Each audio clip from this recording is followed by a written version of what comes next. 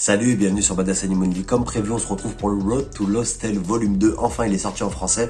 On va pouvoir regarder tout ça. Je l'ai déjà analysé. Il y a des choses vraiment intéressantes, vous verrez.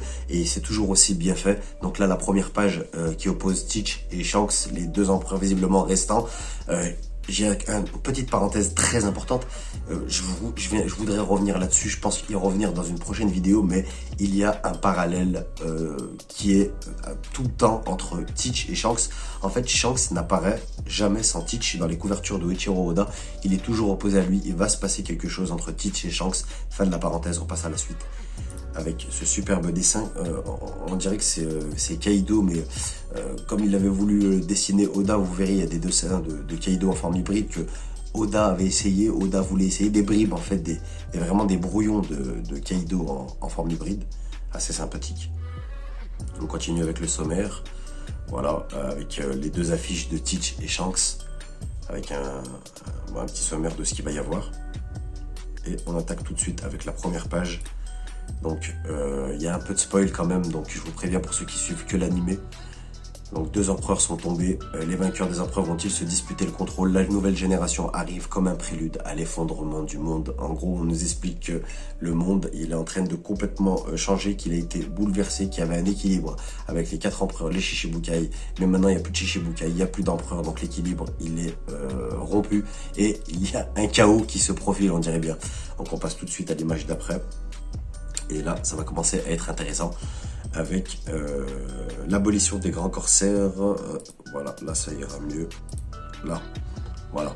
Alors là, on nous donne des scoops. Donc, des scoops dont on était déjà au courant. On revient un peu sur ce qui s'est passé avec Sabo et la marine. Donc, je vous rappelle que les révolutionnaires, Sabo en tête, ont voulu libérer Kuma. Kuma qui est l'esclave des Tenelu Ibito. Donc, ils ont attaqué, on ne sait pas ce qui s'est passé. Sabo était annoncé mort. Bon, je pense pas qu'il est mort, Sabo, mais on revient un peu là-dessus. Vacarme, au 4e jour de la rêverie, l'armée révolutionnaire a attaqué Marie-Joise dans le but de sauver leur camarade Kuma, qui a été réduit en esclavage par les dragons célestes. Les journaux ont couvert l'épreuve de force entre les révolutionnaires et les amiraux de la marine. Et ils ont également dit quelque chose d'inhabituel à propos de Sabo. 3 petits points. Quelque chose d'inhabituel. Qu'est-ce qu'ils ont dit? C'est assez étonnant, donc on met des belles images là, les bribes de l'affrontement. Tous ceux qui connaissent Sabo sont choqués, des membres de l'armée révolutionnaire et les visages familiers de sa ville natale au royaume de Goa sont visiblement secoués par la nouvelle. Scoop 2, un incident concernant le royaume d'Alabasta, donc oui, il s'est passé quelque chose à Alabasta. Et Big News Morgan a mentionné 3 choses. Un décès, les résultats du vote, une tentative de meurtre. De quoi on parle? Que signifient ces indices? Je me le demande. Venez les experts toujours apporter vos petits commentaires. Je sais que vous connaissez très bien. Il faut pas que l'écran bouge. Je vais le tenir cette fois. Faut pas que vous soyez sur un bateau. Ça donne envie de gerber. En plus, c'est dégueulasse. Donc, je fais bien attention quand je pose mes doigts pour pas que l'écran il bouge. La majorité du Conseil mondial a accepté cette proposition après qu'elle ait été soulevée par les rois d'Alabasta et d'autres responsables, provoquant un bouleversement massif dans le monde. Quelle est cette prise de décision? C'est l'abolition des Shichibukai. Donc là, on revient là-dessus. Les marines ont été envoyées pour appréhender les anciens corsaires. Et là, c'est intéressant, mais c'est du spoil, il me semble. Une crise encore plus pressante. Que va devenir le monde maintenant que 2 empereurs sont battus? L'affrontement entre la nouvelle génération et les empereurs s'est terminé par un bouleversement choquant. Le gouvernement mondial a mené des affaires clandestines avec la nation isolée de Wano et avait l'intention de mettre le pays sous sa coupe. Oui, ils avaient l'intention de rallier Wano au nouvel ordre... lapsus, au gouvernement mondial, donc voilà, aux mêmes règles, hein, assujettis aux mêmes règles, comme Wano était indépendant à tout ça. Et la résolution inattendue de ce conflit a plongé le monde dans le chaos. Voilà ce que je vous disais tout à l'heure. On passe à la suite. C'est le moins intéressant, c'était cette page. On va tout de suite passer. Ah, là, voilà. L'opposition entre Teach et Shanks. Après la chute de 2 empereurs, tout le monde s'interroge sur les 2 qui restent. Qu'est-ce que ces 2 personnages que tout oppose ont en tête en cette période turbulente? Moi aussi, j'aimerais bien savoir ce qu'ils ont en tête. Donc là, on nous fait un rappel de l'équipage de Teach. Un truc vachement intéressant. C'est, regardez, on voit que... donc là, on a bien tous les noms de tout l'équipage de Teach, pour ceux qui avaient oublié, avec leurs appellations et tout. Donc la première flotte, la deuxième flotte, tout ça. Et ce qu'il y a d'intéressant, c'est que quand on descend, il y a un point d'interrogation sur le commandant de la 10e flotte. Donc peut-être une recrue future pour Teach, ou alors c'est peut-être Moria. Qu'est-ce que vous en pensez? On ne sait pas ce qui s'est passé. Après, on sait que Moria, il a essayé d'attaquer Teach. Je pense qu'il a perdu. Donc pourquoi pas Moria, commandant de la 10e flotte, je le vois bien en tout cas. Voilà, on parle de lui, il met les voiles depuis la ruche. Qu'est-ce que cet homme ambitieux pourrait chercher? Il a quitté sa base après avoir lu ce qui s'est passé après la rêverie. Il semble avoir les yeux fixés sur quelque chose. Veut-il profiter de cette opportunité pour obtenir ce qu'il désire? Donc pourquoi pas le troisième fruit des ténèbres? Je pense que c'est ce qu'il désire. Et là on passe à Shanks le roux. Donc vraiment intéressant là. Regardez, un lion dormant fait des gestes discrets pour maintenir l'équilibre du monde. Bien qu'il passe la plupart de son temps dans le nouveau monde en tant qu'observateur, les 5 doyens ont remarqué qu'il peut être menaçant s'il est poussé. Quand cet homme passe à l'action, les répercussions se font sentir dans le monde entier. Donc Shanks un personnage très influent. Alors là je savais pas, ça devait être en première page de scan. Il semble avoir assisté à un mariage sur une île déserte avec son équipage en donnant une bénédiction. Assister à une cérémonie de mariage, on nous met. C'est vrai, le mariage de qui? À qui il a donné sa bénédiction? Peut-être à Utah, du coup, comme on sait que maintenant il a une fille avec la sortie du film Red, pourquoi pas? Ça serait énorme que Oda ait fait ça. Donc, on nous reparle du face-à-face avec les doyens, avec le Five Elders, avec le Gorosei. Donc, comment il a fait pour avoir demandé pouvoir s'entretenir avec le Gorosei directement? Ça, on se pose toujours la question. Shanks, il est de plus en plus méchant, je vous le dis. Donc, les interactions du roux avec d'autres dangereux hors la loi. Donc, on se rappelle ici, je vais vous lire le truc. Rencontre avec l'équipage de Kid. Le défi audacieux de Kid s'est transformé en un baptême de feu qui lui a coûté un bras et une jambe, presque littéralement. Donc oui, vraiment, il a perdu son bras. Il l'a dit, hein, regardez. Ce bras gauche, je l'ai perdu lors d'un affrontement contre l'équipage du roux. Donc je vous dis que Shanks, il est méchant. Ça découpe des bras, ça découpe des jambes. Ça plaisante pas.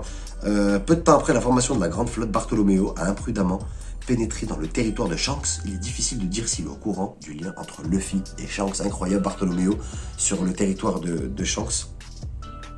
Et là, on nous reparle de la cicatrice qu'il a avec Teach. La cicatrice au-dessus de son œil gauche lie son destin à celui de Barbe Noire. Leur destin semble être lié depuis l'époque qu'ils étaient tous deux des apprentis. C'est Teach qui a sacrifié Shanks. Qui a scarifié Shanks. Mais je sais pas lire aujourd'hui, c'est affreux. Cette cicatrice continuera-t-elle à faire mal? Eh oui. Voilà, on nous remet l'image où Shanks dit, mais maintenant, la seule à me faire souffrir, c'est celle-ci. Et il montre sa cicatrice. Je vous dis que finalement, pourquoi pas l'équipage de Teach face à celui de Shanks. On les a déjà opposés dans la vidéo que je vous l'ai mis dans l'évolution de l'équipage de Shanks. On voit une évolution. Là, ça tremble. On est sur le bateau. On est sur le bateau en direction le Maghreb. Et on est visiblement dans une tempête. Voilà, ça s'est un peu calmé. Donc voilà ce qu'il y avait d'intéressant pour cette page. On passe à la suite, à la dernière plus intéressante, me semble-t-il, pour moi en tout cas. C'est sur les épées, le rang des épées. Et ça, j'adore. Vraiment, je me suis régalé en lisant ça. Il y a des choses vachement intéressantes. Vous savez à quel point je suis attaché au Kitetsu, au lame maudite. J'ai fait des théories là-dessus. Je suis sûr d'avoir quasiment raison. Il va se passer quelque chose avec les Kitetsu. Et là, on nous en remet une couche. Jetons un œil sur les noms et grades de chaque lame introduite dans la série jusqu'au chapitre 1053. Donc, la violence à l'état brut. Les 12 lames de premier rang. On nous présente Muraku Mogiri de Barbe Blanche. Edward Newgate, l'extraordinaire durabilité de ce Maginata a permis à Barbe Blanche de canaliser toute sa puissance à travers lui. Ace Gold Roger, le compagnon constant de Roger pendant ses années d'aventure, il a ensuite donné son nom à son propre fils. Waouh. Yoru Dracul Mihoku, les lames noires, écoutez-moi bien ça, les lames noires sont les épées les plus fortes qui existent. Celle-ci est réputée pour être la plus forte du monde. Elle est capable d'éliminer ses adversaires avec brutalité et finesse.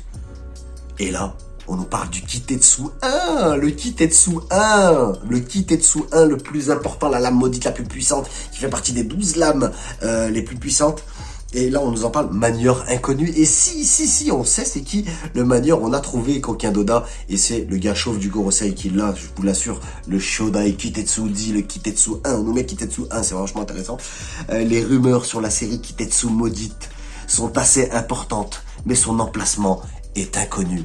Et oui, la rumeur sur les Kitetsu maudite est importante. Je vous le dis qu'elle est importante. Est-ce que vous êtes sur le bateau là ou pas? Vous tanguez, vous devenez vert, non? Ça va. Allez, on continue avec le Ameno Habakiri. Là, on est passé aux 21 grandes lames. Avec Edma, on nous parle de Shusui, du Kitetsu 2.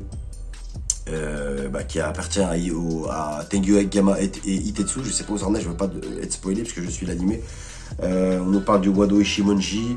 Et ensuite, on va sur les 50 lames, quelques exemples, le Yubashiri, le Kashu, le Shigore, le Kitetsu 3, qui est la Zoro, la lame maudite, des dons classés, le Kikoku de l'eau, une épée maudite, on nous dit, avec une lame particulièrement grande qui est adaptée à l'Ope-Ope no Mi, voilà ce qu'on nous dit, le Asakai de Kaido, un Kanabo incroyablement fort, capable de résister à la puissance impressionnante du Haki des rois de Kaido. Le Shusekan et Kagusan de Kinemon, les deux, et Tsui Shibai de Kanjuro. Ensuite, on a les lames, je vous les ai mis dans le bon sens. De un peu tout le monde, on me fait un rappel vraiment sympa. Ensuite, on passe au rang inconnu, le Griffon de Shanks. Bon, on s'imagine qu'il fait partie des 12 lames, hein, j'imagine. C'est chaud de faire partie des 12 lames, hein, j'ai vu ça. Oto et Kogarashi de Shiki, le lion d'or, c'est ces deux épées qu'il a à la place des pieds. Le Mogura de Charlotte Katakuri, pardon. Et j'aime trop.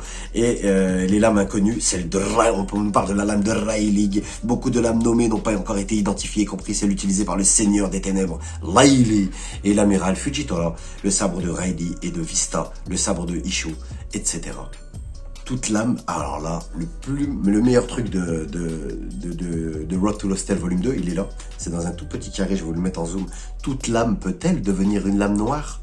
Et là, on nous met quand Zoro il transforme ses lames noires avant de te découper en deux piquants, les petites pages de scan.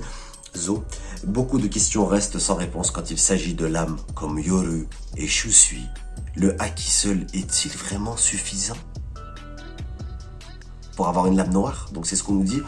Donc non, je pense qu'il faut qu'elle découpe aussi. Faut qu'elle découpe, faut qu'elle prenne le truc, pour que la lame elle soit à son maximum, faut découper en même temps du haki, ça c'est certain. Donc vraiment très intéressant ces trucs sur les lames. Là je vous mettrai toutes les lames de tout le monde, hein. J'ai pas envie de me casser le cou, je vous mettrai à l'endroit, je vous mettrai un petit moment que vous ayez le temps de lire le nom de toutes les lames qu'on a vues jusqu'à aujourd'hui. Enfin peut-être pas toutes, mais un certain nombre vraiment. Et voilà, je crois que non, c'est pas tout, c'est pas fini. Ensuite c'est les petits traditionnels voilà, brouillon de Oda, on va appeler ça comme ça, ils appellent ça concept galerie trésor, oui c'est des trésors, c'est vrai. Un autre lot de concept d'art d'Eiichiro Oda, cette fois nous montrons Kaido, son équipage menaçant et Big Mom. Je vais vous laisser apprécier ça, il y a un peu de spoil vite fait léger, donc je vais vous les mettre un petit moment, je vais vous laisser apprécier ça tranquillement. Est-ce qu'on peut avoir la suite? Oui. Est-ce qu'on peut avoir la suite? Oui, donc voilà, version conceptuelle des Okamban, les trois piliers, sur Kaido, il y a trop de spoil, je suis désolé, je suis obligé de me crever les yeux, c'est un truc de ouf. Les Tobiropo maintenant, vraiment sympa ces images, vraiment je vais vous les mettre un petit moment. La nouvelle garde-robe de Big Mom aussi, on nous met, c'est vraiment sympa aussi. Comme d'habitude, peut-être qu'il y a des indices, j'ai pas voulu les analyser, j'ai peur de me faire un peu spoil, j'en ai marre de me faire spoil. J'attends le découpage de Zoro, je vous le dis là, j'attends les découpages prochains de Zoro et je vais passer au scan. Là, vous me dites, là, dès que c'est Zoro, il a fini de découper en animé, là vous me le dites et je passe au scan, je pense que ça va se passer comme ça là. Et voilà, c'était la dernière page de ce Road to Lost Tale volume 2. Maintenant, on attend le volume 3. Pas grand chose à se mettre sous la dent, mais toujours aussi beau. Ces petits dessins, comme c'est fait, j'aime véritablement comme c'est fait. Quelques petits détails, vraiment. On nous apporte, on nous pose des interrogations par-ci, par-là. Voilà tout. Voilà, c'était encore une fois le Road to Lost Tale. Vous êtes sur Badass Anime Only. J'espère que cette vidéo vous a plu. On se retrouve bientôt. À plus, salut et ciao. Badass Anime Only.